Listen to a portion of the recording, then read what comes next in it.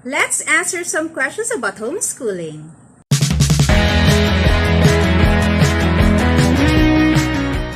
Hi everyone, welcome to our channel. I am Kat. I'm a homeschool mom here in the Philippines, and in this channel we share our homeschool journey, the materials that we use, and of course the realities of homeschooling. So kung bago ka lang dito sa channel namin at gusto mo makapanood pa ng mga videos about homeschooling and parenting in general, please click the subscribe button below and the bell para ma-notify ka ng mga new videos namin.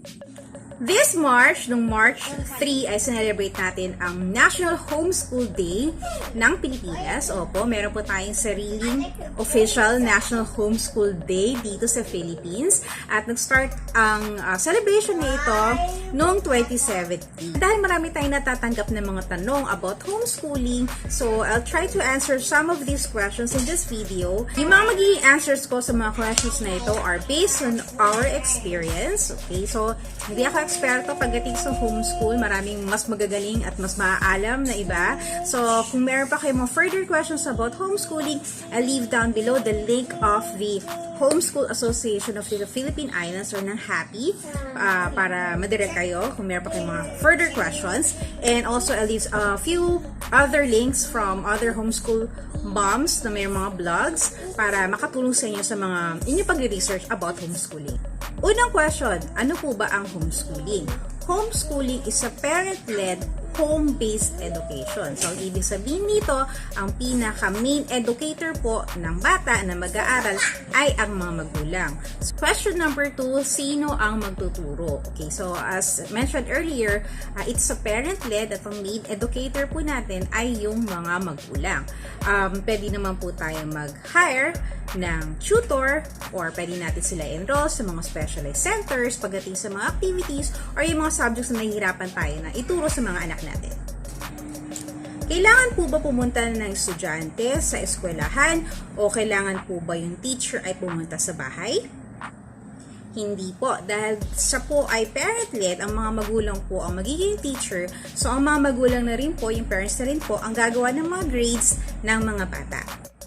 Homeschooling and home study, magkaiba po yun. Meron po kasi ino-offer yung mga ibang schools ng home study program kung saan pumupunta po yung estudyante sa isang traditional school once or twice a week para po ma-check po at ma-assess ng mga teachers. Sino po ang dapat or pwedeng mag-homeschool?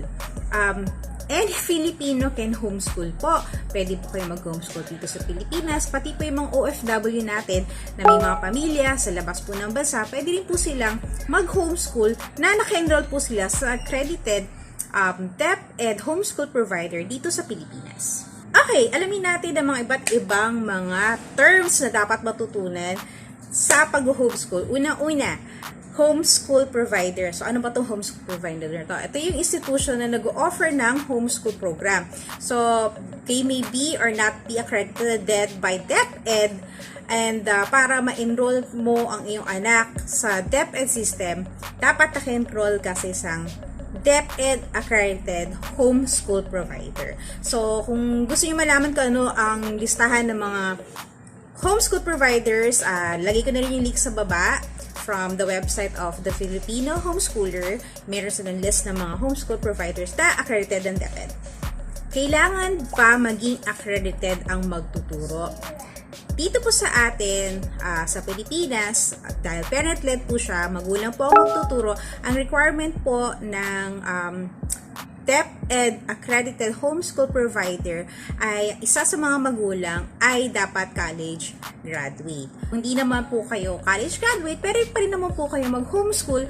Yun nga lamang po, independent homeschooling po kayo. So, ang mangyayari, hindi po kayo naka-enroll sa kahit anong DepEd accredited homeschool provider, bagkos kayong gumagawa ng sarili ninyong curriculum, and then, pwede nyo naman pong pag-take ng PEPT yung anak ninyo para mag-re-enter siya sa system ng DepEd.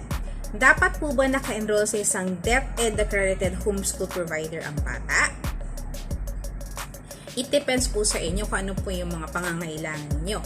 In our case po, naka-enroll po yung panganay namin sa isang DepEd accredited homeschool provider kasi gusto namin na naka-enroll siya, nakapasok siya sa system ng DepEd. So, pag nakapasok siya sa system ng DepEd, it means na meron siyang LRM o itinatawag na Learner Reference Number na ito yung unique number na ginagamit ng estudyante. So, parang student number, yun. So, mas madali siya makilala as a student number. So, yun yung mga gamit ng anak mo sa kanyang education years. Aside from that, hindi namin kasi alam kung hanggang kailan kami mag-homeschool. So, gusto namin rin prepared kami pagdating sa mga documents in case ipasok namin yung anak namin sa traditional na school. Yung hindi po ba naka-enroll sa isang DepEd accredited homeschool provider ay hindi mabibigyan ng LRN. Kapag naka-enroll po sa DepEd, automatic may LRN po yun.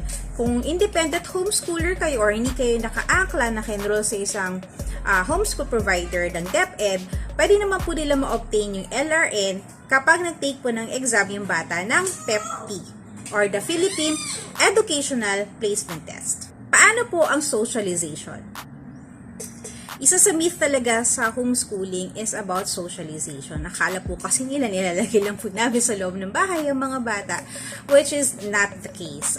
With homeschoolers, mas social butterfly po sila kasi hawak po namin yung oras namin. We're very flexible na i-expose namin yung mga bata sa different people from different walks of life, and at the same time na filter namin mga magulang kung sino po yung nakakasalumuhan ng mga anak namin. Kagandahan po sa pag-homeschool, hindi lang po yung kaedaran nila yung nakikilala nila at nakakausap nila. Very comfortable po sila makipag-usap sa mga mas nakakatanda rin sa kanila or mas nakababata po sa kanila. Magkano mag-homeschool? Okay, so meron na ako sa video kung magkano ang magagastos sa pag-homeschool. So, i-link ko na lang sa baba or dito sa taas yung link na video about how much is it to homeschool here in the Philippines. Ano ang mga advantages and disadvantages ng homeschooling? One is continuous learning. So, hindi lamang yung nakalaan na curriculum na binigay ng DepEd ang inaaral ng mga bata. So, kagandahan na pwede kami magpasok ng mga different studies, natatawag na unit studies, depende sa interest ng bata. So, mas marami siya natututunan at importante is they get to learn how to love learning. We also learn together, especially ako, hindi ko naman alam ang lahat. Thank you, Google. I learn together with my kids. Why choose homeschooling? Iba-iba po ang mga kadahilanan ng mga magulang, ng bawat pamilya kung bakit po sila nag-homeschool. And for us po, marami kasing advantages for us ang pag-homeschool. At isa na nga doon ay mas naging close-knit ang aming family, kami ng mga anak ko at ang aking asawa. At mas nasa-strengthen namin yung bond namin as a family. So I have other reasons as to why we are homeschooling. So if you haven't watched that video, lilink ko ulit dito sa baba yung video nung 8 reasons as to why we are still homeschooling. Gaano katagal mag-homeschool sa isang araw? Depende po sa inyong magiging flow ng homeschooling nyo sa bahay. Pero dahil nakatutok po kayo sa mga anak ninyo at hindi naman po sobrang dami yung estudyante tinuturuan nyo, mas umiiksi po yung oras na nilalaan para sa pag-aaral ng bata. Kung sa regular school, nag-suspend sila ng 6 hours, 8 hours a day, with homeschooling, dahil nakatutok po tayo sa pag-aaral ng bata at isang estudyante, 2, 3, 5, mas napapaikli po yung oras. So, in our case, for preschool, we usually spend, sa hindi pa po naka-enroll sa mga anak kong 1 to 4 years old lang, we spend 5 to 15 minutes a day for our activities. Medyo matagal na po, medyo mahaba ng 30 minutes for us. But for my grade school student, usually, nag-range po kami 3 to 4 hours a day. Depende po yun. Kasi minsan maraming breaks. Minsan nag-request ng break, nag-request ng snacks. Kaya, palagi may recess. So, depende po sa inyo paano yung gusto nyo maging flow ng schedule ng inyong homeschool. Nasa regular school lang anak ko, pero nabubuli siya at gusto ko na siyang i-homeschool. Second quarter of the year na po. Pwede ko pa po ba siyang i-enroll? Depende po yan sa homeschool provider po. Meron po mga homeschool providers na nag-a-accept ng enrollees any time of the year. Pero sa amin po, in our case, sa homeschool provider namin, pina-follow po niya yung DepEd school calendars. So, nag-accept po sila ng enrollees until July lamang po. Kapag po ba nag-homeschool this year, pwede po siyang ibalik sa regular school next school year? Yes po, pwede po. Kung kayo po ay enrolled under a homeschool provider ng DepEd, meron po siyang records, yung Form 138 or Form 137. Meron po records na may bibigay po yung provider sa inyo, sa inyong anak, na yung siyang requirements naman po noong lilipatan na school. Ngayon, kung independently homeschool kayo, para may pasok po siya sa DepEd system, kailangan po muna niya mag-take ng PEP-T. Meron akong anak na 4 years old, paano ko siya i-enroll sa homeschool?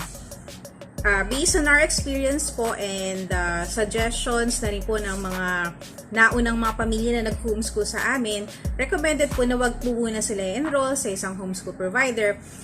Kasi po, tinatanggap naman po ng DepEd sa sistema nila ang bata pagdating ng 5 years old or yung kinder. So, anything before that, hindi naman po may papasok sa system ng DepEd. Mas maganda mag-independent homeschool na lang po tayo until such time na pwede nang ipasok sa kinder yung bata at 5 years old. Kasi baka tipid rin sayang rin naman, di ba, yung mababayad mo sa tuition, allot mo na lang yun for other things, for other materials like extracurricular activities, or you can get more materials in preparation for kindergarten. May disadvantages po ba ang pag-homeschool? Una, madalas na explanation sa iba kung bakit ka nag-homeschool kasi marami nagtatanong bakit. Minsan, kahit hindi mo kakilala, dadali mo kanya, for example, sa isang doctor office on a weekday and they will ask bakit wala sa school yung mga anak mo and you say na you're homeschooling.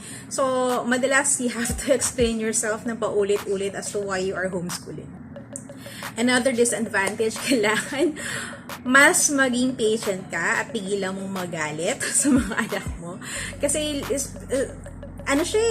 there are good days and there are bad days talaga sa pag-homeschool.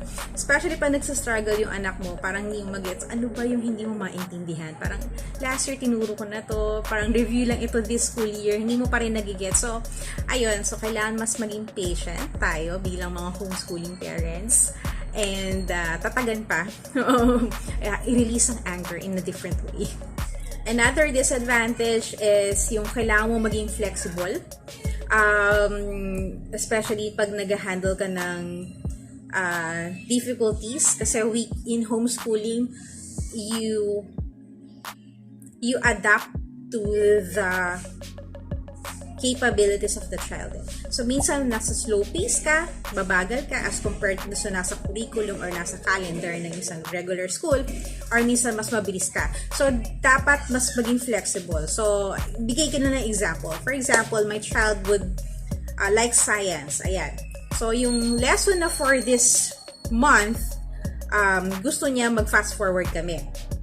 So, tapusin na niya within the week, lahat yon. So, yun. So, you have to be flexible. Kailangan ready ka, i-be snappy kapag may kailangan kang lesson na ituro, dapat alam mo na rin kaagad. And, pwede ka rin maging slow-paced. For example, nahihirapan siya sa particular lesson, so babagalan namin yung lesson na yun. Magiging ahead siya sa ibang subjects, and sa isang subject na siya, isang subject naman late kami. So, kumbaga, nasa 4th quarter na yung ibang subjects niya, yung sa isang subject na nahihirapan siya, nasa 2nd quarter pa lang kami or 2nd grading period. So, you need to be flexible in handling those kind of difficulties. Another disadvantage would be spending a lot of money on books, on materials and extracurricular activities. Since very flexible nga kami pagdating sa pag-homeschool, merong times na merong certain interest ang bata na kailangan mo i-supplement. For example, what if this person or this kid likes dinosaurs and he wants to explore more about dinosaurs? So, meron kami makita online materials pero gusto pa rin siyang bumili ng libro, gusto niya ng kits, ganyan. So, mapaparami rin. Possible na maparami rin yung gastos mo pagdating sa mga materials on homeschooling. Another disadvantage is you spend a lot of time reviewing curriculum, materials, websites. You have to scan all of those. Sa una talaga, mau-overwhelm ka as a homeschool mom kasi with the technology that we have, sobrang daming available na materials online at pwede ka mo-overwhelm. Pero through time naman, madadevelop mo yung skill na yan eh. Madidiscern mo, ito, kailangan ko to, ito, hindi ko kailangan, ito, hindi mag-work sa pamilya ko. So, ayun, you get to spend more time lang reading, getting reviews, looking for books. Third disadvantage of homeschooling is the homeschool parent has to adjust to the different learning styles of the child, especially kung meron ka lang kung meron kang more than one kid na tinuturuan.